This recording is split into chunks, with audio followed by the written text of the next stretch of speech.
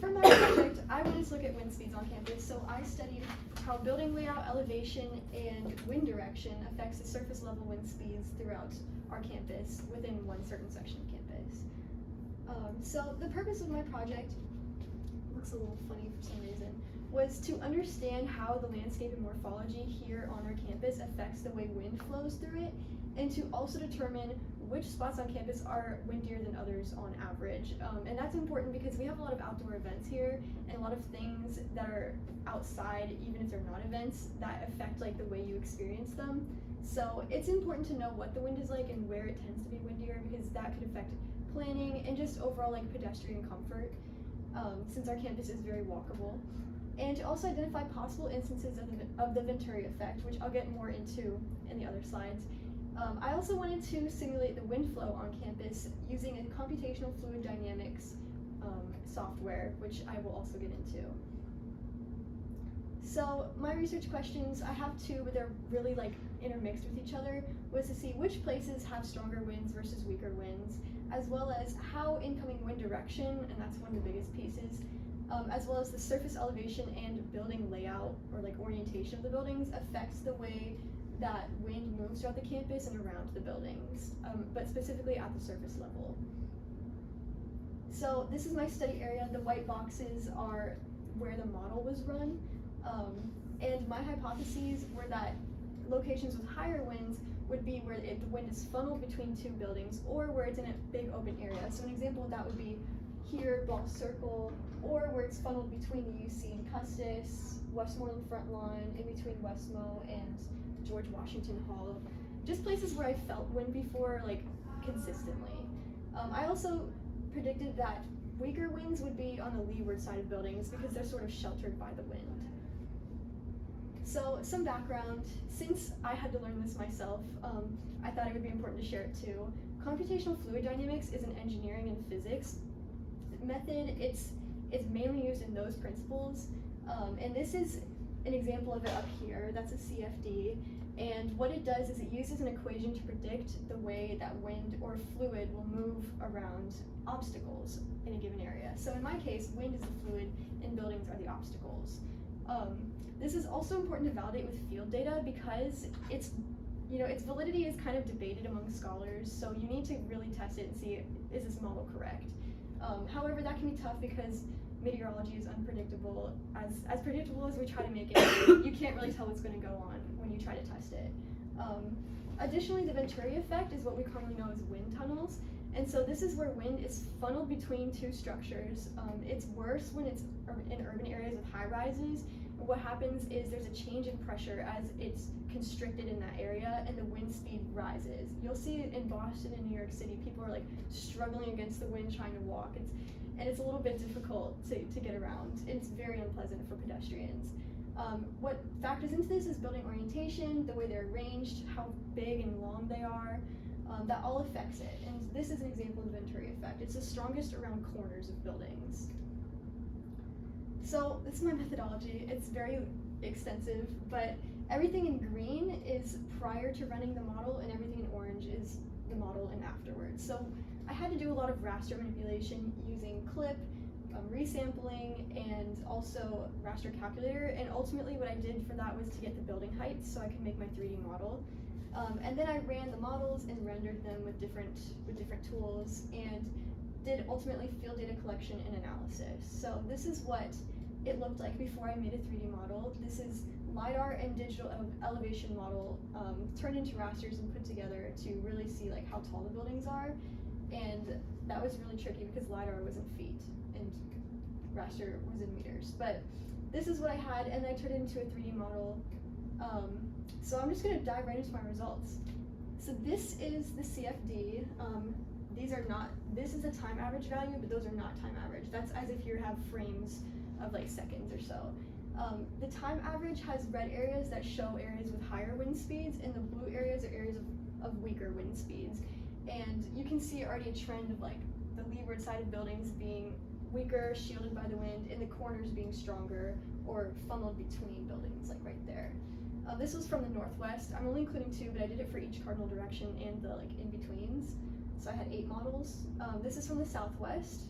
just literally the opposite trend, just coming from this direction.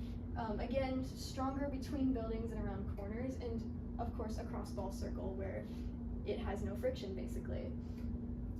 So this was with my data collection. Thank you to the volunteers that helped with that. You can see a trend of places where higher wind speeds were in the red areas of the model. This is just a shapefile of the model so that I can make a map with it. You can also see areas where it was weaker in these kind of like wind shadows, you could say. But there were anomalies, like this one right here at George Washington Hall was supposed to be stronger and it was not stronger. So most spots kind of matched up, other spots were anomalous, and that's just going to happen when you have field data. This is an interpolation of that, and if I go back and forth, you can kind of see like the interpolation matches. You have nodes of weaker values and nodes of stronger values that generally are stronger and weaker. And this helps more when you have more data to analyze, so this is important to be able to look at with a grain of salt. In terms of the direction, I also had volunteers collect data directions of where the wind was coming from, and this was interesting because you can see that the wind was supposed to be coming from the northwest this day, but in some spots it was coming from the southwest. And Ball Circle was a very interesting area because it almost always was just coming from here, flowing across Ball Circle. And this is reflected in this model here, which is the same model as the other northwest one, but this is a steady state flow model. And what this does is shows the direction in like the pathways of the wind, and you can see there is wind coming from the southwest right here. So I just thought that was interesting to find and kind of reflected what you feel as a pedestrian.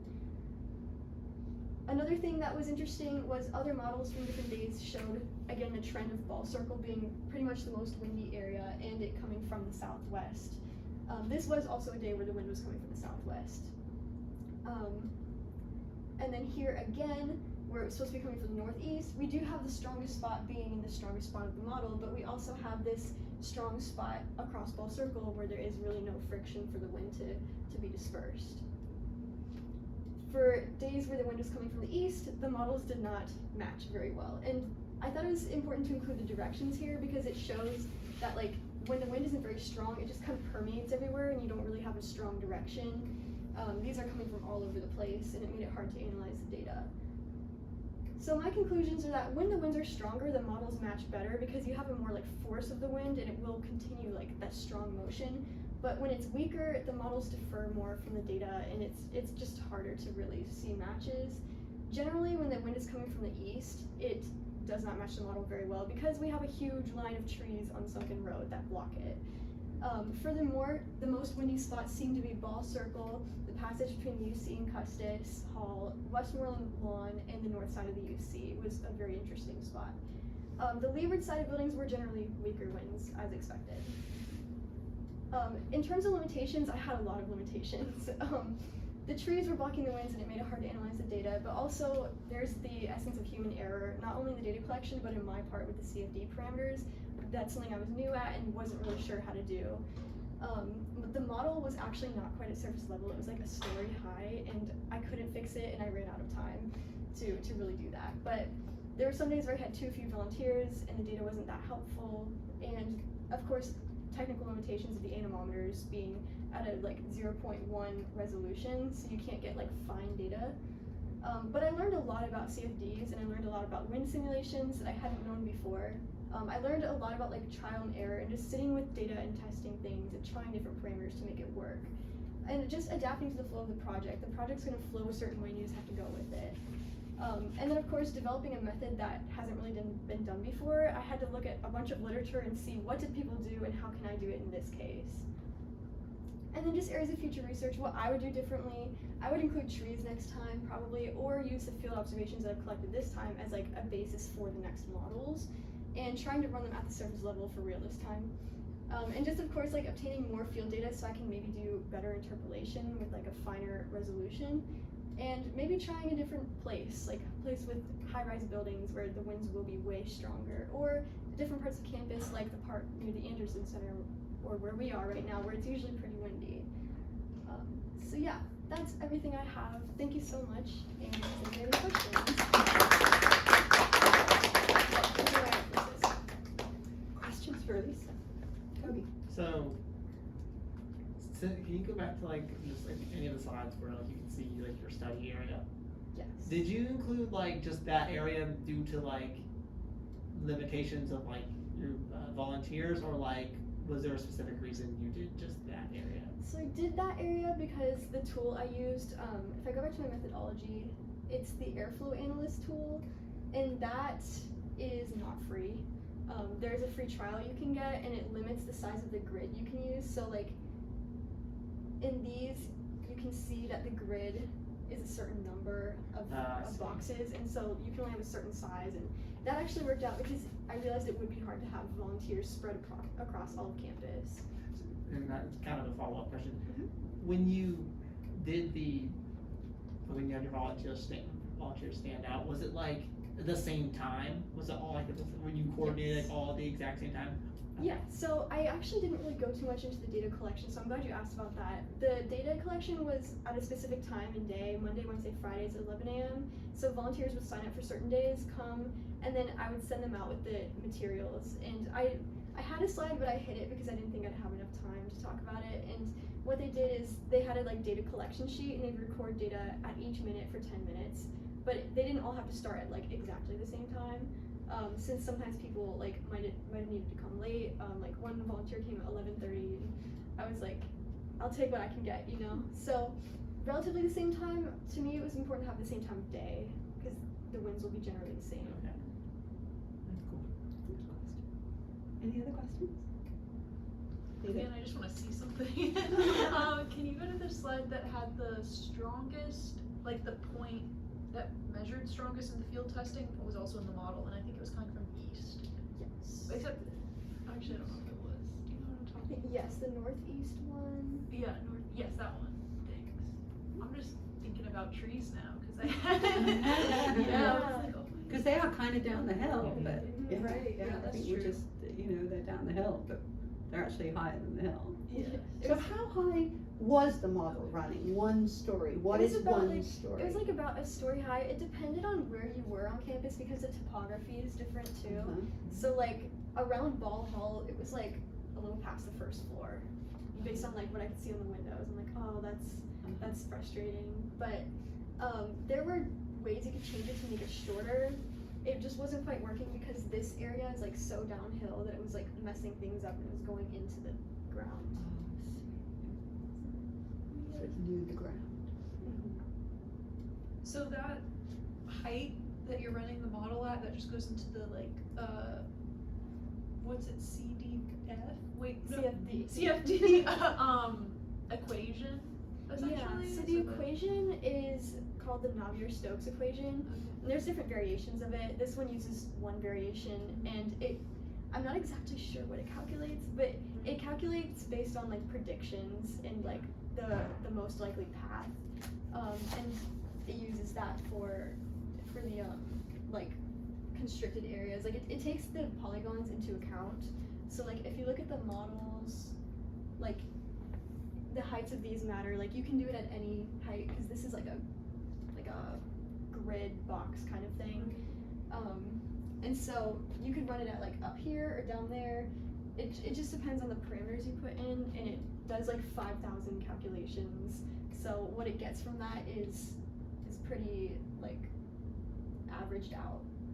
So the time, this is like that whole video if it were made into an average of like one layer. Right. And that, but it does also do this like surface elevator, like the elevation of the ground. Yeah, so there was the first time I ever ran the model, it was coming from like, I just picked a random direction, and it was coming like up and over things. It was really cool looking. So if this were like a mountainous area, I think you'd see a lot more variation. Right. Any questions? Cool. Cool, thank you.